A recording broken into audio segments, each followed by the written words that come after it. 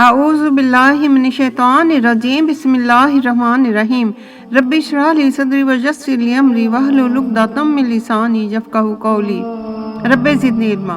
السلام علیکم۔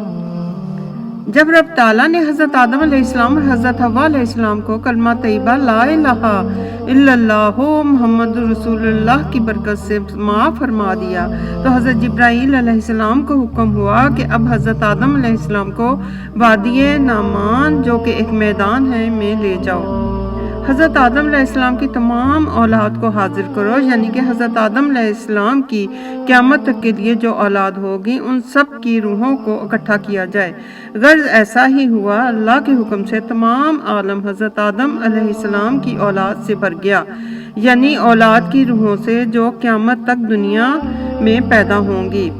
غرض حضرت آدم علیہ السلام اتنی خلقت دیکھ کر کہ تمام جہان آپ کی اولاد سے بھر گیا ہے، پوچھا یہ سب کون ہے؟ جواب آیا کہ اے آدم علیہ السلام یہ سب تمہاری اولاد ہے۔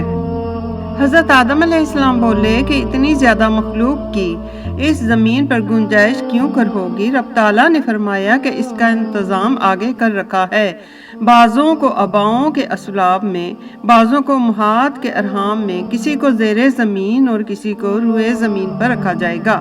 حضرت آدم علیہ السلام نے کہا کہ رب تعالیٰ میری اولاد کیسی ہوگی؟ فرمایا کوئی مومن ہوگا تو کوئی کافر، کوئی امیر ہوگا تو کوئی غریب، کوئی خیرات کرنے والا ہوگا تو کوئی بھکاری، یعنی کہ کوئی غنی ہوگا تو کوئی فقیر، کوئی خوشحال ہوگا اور کوئی غمناک۔ حضرت آدم علیہ السلام رنجیدہ ہوئے، کہا کہ رب تعالیٰ اگر یہ سب مساوی ہوتے تو کیا خوب ہوتا۔ رب تعالیٰ نے فرمایا کہ اے آدم علیہ السلام میں اس سے خوش ہوں کہ جو میرا شکر کرے، اس لیے خوشحال کو غمناک اور تونگر کو درویش اور متی کو عاصی نہ کیا تاکہ شکر کریں۔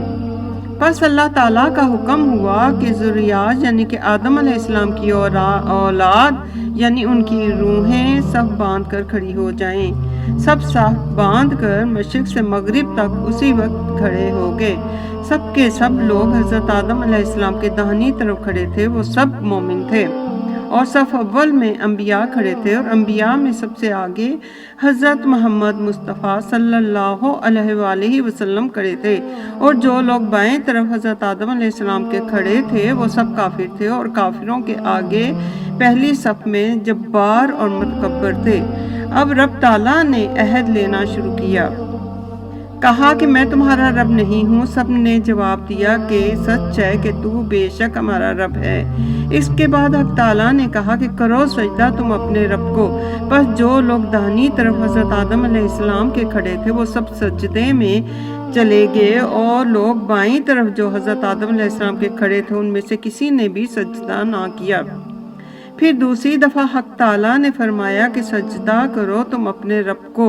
اب جو سیدھے ہاتھ کی طرف کھڑے تھے ان میں سے کسی نے سجدہ کیا اور کسی نے نہ کیا، بائیں طرف والوں میں بھی کسی نے سجدہ کیا اور کسی نے نہ کیا۔ روایت ہے کہ یہ دیکھ کر حضرت آدم علیہ السلام نے اللہ رب تعالیٰ سے پوچھا کہ جناب باری تعالیٰ یہ عجیب ماجرا میں نے دیکھا، اس کے بارے میں مجھے بتاؤ کہ جو لوگ داہنی طرف کھڑے تھے پہلے حکم پر سب سجدے میں گئے، اور دوسرے حکم پر کسی نے سجدہ کیا اور کسی نے نہیں کیا، اور قوم بائیں طرف جو کھڑی تھی اس نے پہلے حکم پر سجدہ نہ کیا اور دوسرے حکم پر کسی نے سجدہ کیا اور کسی نے نہیں کیا، اس میں کیا راز ہے؟ رب تعالیٰ نے کہا کہ اے آدم علیہ السلام جو تیرے بائیں طرف قوم تھی وہ مومن پیدا ہوں گے اور مومن مریں گے، کہ جنہوں نے اول اور آخر میں سجدہ نہ کیا وہ کافر پیدا ہوں گے اور کافر مریں گے، جنہوں نے اول میں سجدہ کیا اور دوسری بار سجدہ نہ کیا وہ مومن پیدا ہوں گے اور کافر مریں گے، اور جنہوں نے اول سجدہ نہ کیا اور دوسرے حکم پر سجدہ کیا وہ کافر پیدا ہوں گے اور مومن مریں گے۔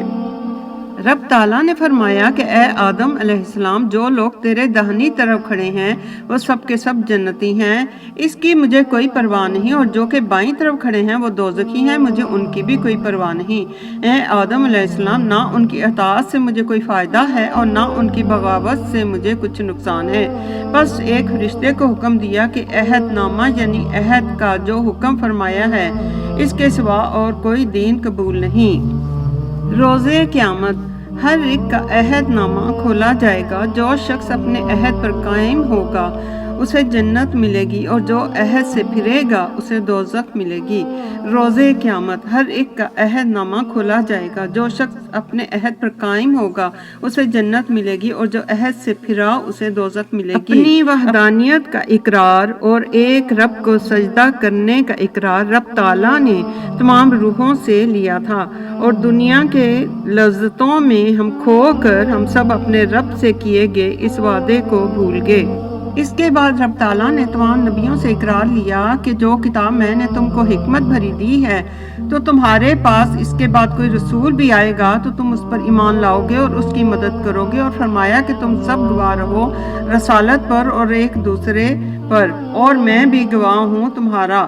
پھر فرمایا آدم علیہ السلام تم شیش پر گواہ رہو، اور شیش علیہ السلام تم ادریس علیہ السلام پر گواہ رہو، اور ادریس علیہ السلام تم نوح علیہ السلام پر گواہ رہو، اور نوح علیہ السلام ابراہیم علیہ السلام پر گواہ رہو، اور ابراہیم علیہ السلام حضرت اسماعیل علیہ السلام پر، حضرت اسماعیل علیہ السلام حضرت اسحاق علیہ السلام پر، اسی طرح حضرت عیسیٰ علیہ السلام تک فرمایا۔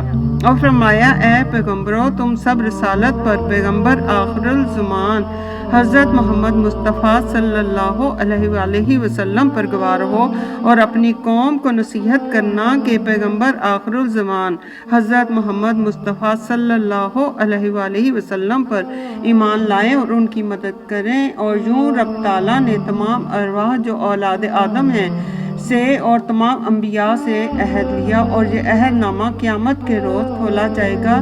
جو اپنے عہد پر قائم رہا وہ جنتی، اور جو نہیں رہا وہ جہنمی ہے۔ اللہ اکبر۔ ربنا آتنا فی الدنیا حسنۃ وفی الآخرۃ حسنۃ وقنا عذاب النار